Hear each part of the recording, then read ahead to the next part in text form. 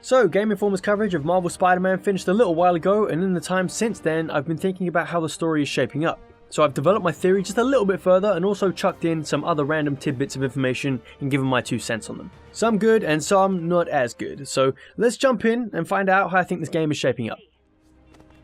Find the rest. Boss wants them dead. Looks like the demons are moving in on Fisk's territory. You got this? I got this. So what do we know so far about Marvel Spider-Man? We know that Pete is 23 years old and has been Spider-Man for 8 years by the time we start this game.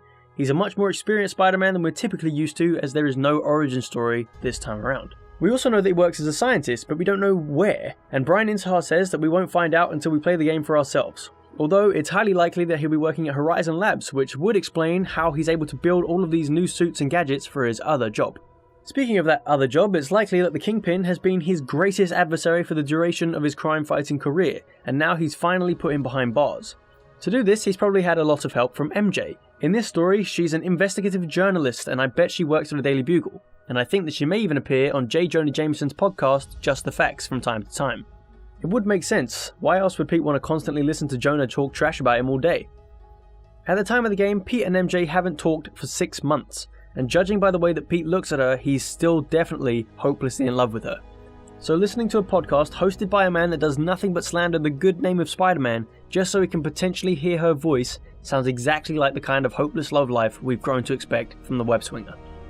By the way, props to whoever's voicing Jonah because he is on point. Welcome to Just the Facts with J. Jonah Jameson, alerting you to the threats you don't even know about.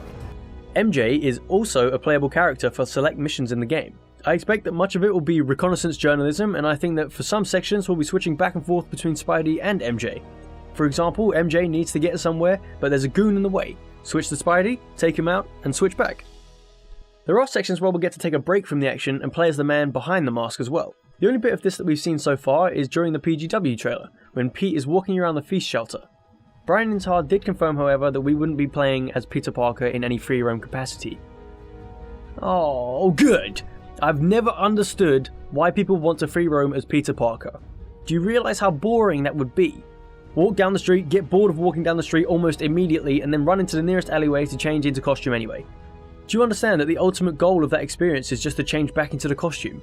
It is absolutely pointless. But having some sections where you walk around as Pete, and then stuff starts to go down so that you have to slip away unnoticed to change, now that sounds fun. As I just mentioned, we'll get to walk around the feast shelter, which is where Aunt May has worked for 5 years. It's also the place that we'll probably see a lot of Miles, since he helps out around there. The feast shelter is owned by Martin Lee, otherwise known as Mr. Negative. At one point in the PGW trailer, Martin Lee says, "Take care of this place. It represents the best part of me." It almost sounds like a passing of the torch. I've seen a theory from Venom 2 Million about how he thinks that Martin Lee might hand the company over to May and Peter, but I doubt it. I think he's probably just going on some kind of business trip so that he can continue to do Mr. Negative stuff, kind of hinting at how Mr. Negative kind of holds more of the control than Martin Lee does, by making him make subconscious decisions that would benefit the alter ego. And so I think maybe May and Pete are just in charge of the feast shelter whilst he's away. Now that we're on the subject of Mr. Negative, let's talk about him for a bit. He's obviously the new kid on the block, moving in on Fisk's territory, now that he's in jail. And we know that Spidey won't have encountered him before by the way that he interacts with Lee and how he asks for answers of his identity from Fisk. Although we've seen a lot of Mr. Negative in the gameplay and trailers for this game, he's definitely not the main villain, but I do think that he's a catalyst for the later events in the game. During the GameInformer coverage, one of the journalists said that Insomniac showed them a picture of a desolate street, almost post-apocalyptic. Trash piled high and even drones patrolling the street. This is where it gets oh so very interesting. Remember in the PGW trailer when MJ discovers plans for something called Devil's Breath? Well, I believe that this is a device, or just a plan, that enables Mr. Negative to amplify the reach and effect of his negative energy explosions. I think it'll go off and turn a large portion of New York's population bad, and maybe even thrust some more familiar faces into the light, making crime run rampant and plunging New York into a state of emergency, which would explain the drones. With the police and Spidey with their hands now full, Mr. Negative can now move in on the vacant territory. It will also cause the creation of one of Spidey's greatest foes, the Green Goblin. At the start of the game, Norman is probably an upstanding citizen. He's the current mayor running for re-election and seems to have a big stance on crime prevention. But when Devil's Breath goes off, his personality will split. I also think that the effect it has on Norman is much longer lasting. The effects for everyone else might wear off in a week or so, but Norman's mind will have cracked, and so he's changed forever. I also hope they go with a more traditional Green Goblin look. I'm kind of sick and tired of the armoured look or my face is falling off look. It's kind of ridiculous. Give me the Green Goblin for Christ's sake. And so that's all of the story stuff that I could figure out with the information that we have at the moment. But remember, this is all just speculation, so don't expect this to be the outcome. So now that we got the story stuff out of the way, here's some other random things that have also been confirmed. Full damage is a no. Personally, I don't really care too much, and I think it might even be a good thing. Think about all the times in Spider-Man 2 that you heard someone was in trouble and you just wanted to drop down in from the sky and start saving the day like a badass. But because you were so high, you had to do some weird web swinging maneuver that made you feel like an absolute idiot so that you wouldn't lose any health before the fight. There's also no loop-de-loops. Now, it's not the end of the world, but it would have been nice to do a half loop and then change my direction in a natural way so that I can keep on going. Perhaps most interestingly, there's some new swinging info on how the system actually works. So we've been informed via tweets that the swinging works in such a way that you'll always be able to swing. I know that doesn't make much sense, but give me a second. Do you ever remember playing Spider-Man 2, jumping into the air to start swinging, only to immediately swing straight back into the ground because the web line was too long? Well, in this game, that's far less likely to happen, because the swinging system calculates distances on the fly, so that Spidey never shoots a web line so long that he has to go straight back into the pavement. Some have said that this means that Spidey won't really have an arc when he's swinging, but to fix that, just jump at the end of the pendulum, gain some height, and then boom, you've got yourself a longer web line and a greater arc. Problem solved. But there is still the problem of those couple of frames of movement before the web line even comes out. Please, for the love of God, fix that, or at least show me why I'm wrong about what I want. The whole day and night cycle thing not being a thing has been expanded upon. So like I said before, I think this is fine for the story, there's clearly an artistic vision, but now it's said that upon completion, we'll only be able to change the time of day manually. Which I guess is a compromise that we should be semi-grateful for, but it doesn't feel the same. It feels so much better for everything to just change organically rather than having to stop and start my experience.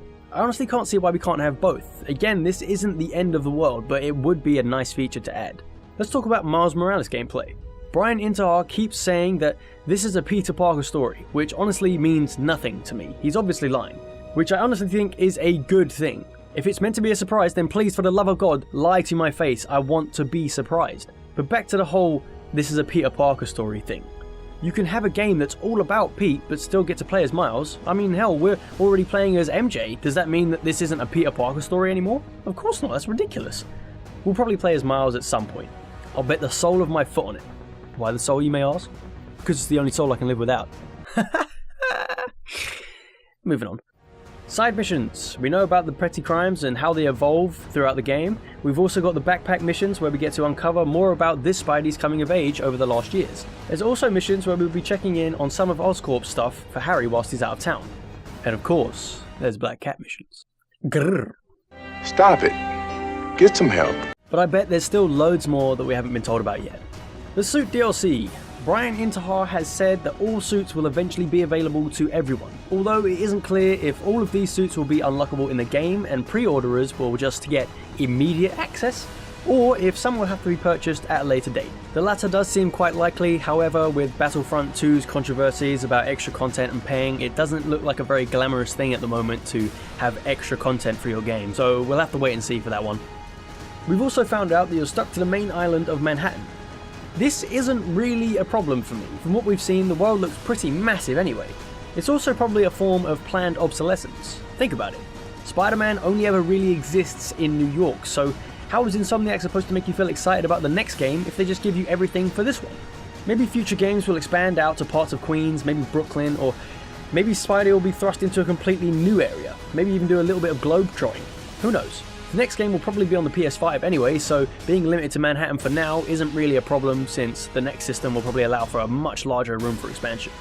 It's also been confirmed there is no symbiote. Good.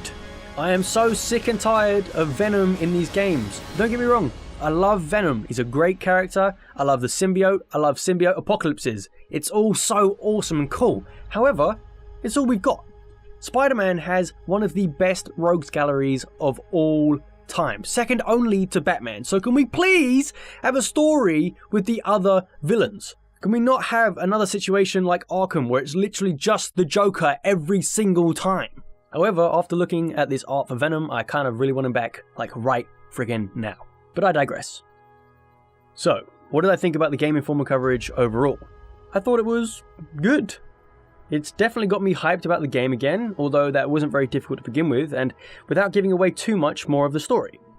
However, it did leave me wanting in a bad way, as all I needed was 5 to 10 minutes of web swinging and petty crime, just to know what the moment-to-moment gameplay felt like, and I would have been set until the game's release. Instead, we got a bunch of cut-up footage. Just to be clear, I'm not blaming Game Informer because that's clearly what they were given. I'm not really blaming anyone because this was clearly meant to just get us hyped about E3, and E3 is what kinda has me worried. I'm afraid that they'll think that Mr. Negative isn't a big enough villain to push copies of the game, and so they'll reveal the Green Goblin. I'm already 100% sure that he's in the game, but just keep me guessing anyway. It would be such a good reveal in the game. Just show another Mr. Negative section, or better yet, just show us a trailer with some new footage. Everyone is already sold on the game. It's Spider-Man, for goodness sake. Please don't blow your load now. Oh, and I've decided that I like the web swinging kick, but I'm not happy about it. That about wraps this video up, guys. I hope you enjoyed it. I really like putting together these more theory-based videos. It's a lot of fun to just theorize about random crap that I actually really love. What do you think of my theory? Did you agree with it, or do you think I'm full of shit? Either way, leave a comment and let me know. If you liked the video, leave a like. If you didn't, then piss off. Coming soon is a video about Days Gone and how I'm very excited for the game, but it's definitely having trouble trying to impress everyone else. So if that seems like something you'd be interested in, smack that motherfucking like button. But seriously, hit the button. I would really appreciate it. And maybe even consider subscribing as well. Thanks for watching, guys. I'll see you in the next one.